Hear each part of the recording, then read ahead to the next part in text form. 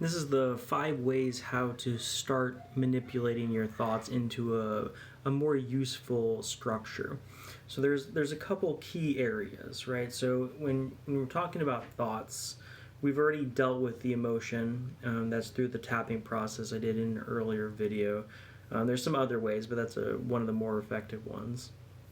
So this is the 5 kind of key areas where we can really start diving into those thoughts. One of the first ones is just ask yourself a good question.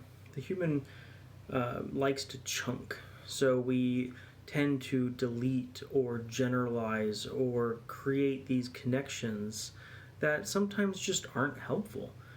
For example, when we're talking about a house, a lot of you just thought of your own image of a house. It could be a shack, it could be a mansion, it could be, a colonial, it could be a Tudor, right? We each have our own idea of what a house is. Therefore, when we're speaking, we have to clarify these things because language is pretty clumsy. Hey, Joe. So ask yourself a good question. This could be the who, the how, the when, the where. By whose standards? How do you know? Because, that's a very simple one. What does it mean about you? Is it always? A lot of the times we'll use these generalization terms. For example, always, never. They're very not true most of the time, right? Because there's always going to be a case where at some point in the future or some point in the past, we can find a counterexample. And we can get into trouble using these generalizations. With the deletions, we might not able to see a different point of view. So by adding those in, clarifying those, we can start manipulating how we think about that particular topic. And then ask for a counterexample. To deal with generalizations, we're just seeing what's the flip side. Is it always? Is it never? What's the flip side? True, false. Good ones to ask too. Is there an example for a true, an example for a false? Maybe we're missing a key detail. Maybe it's both. Changing imagery. So this could be changing the color of something, the texture of something, adding symbols to the scenery.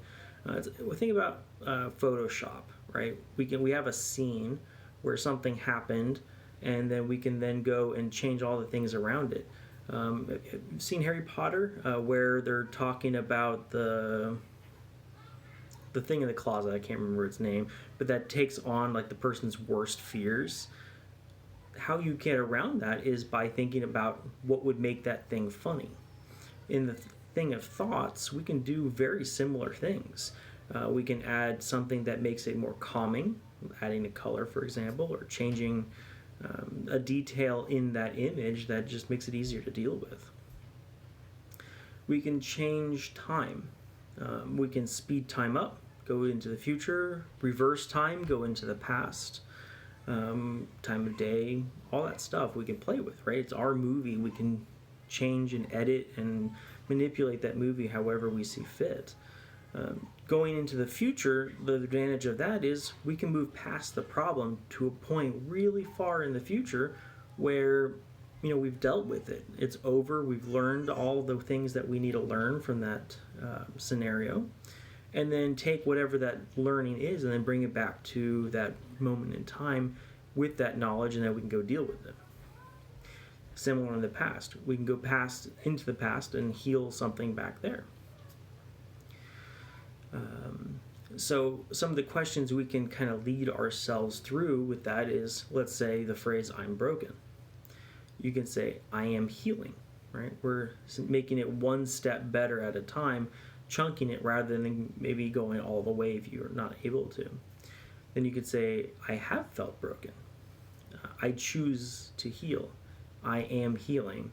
I am healed." So you can use language to kind of step through those processes too. And the last one is play with space.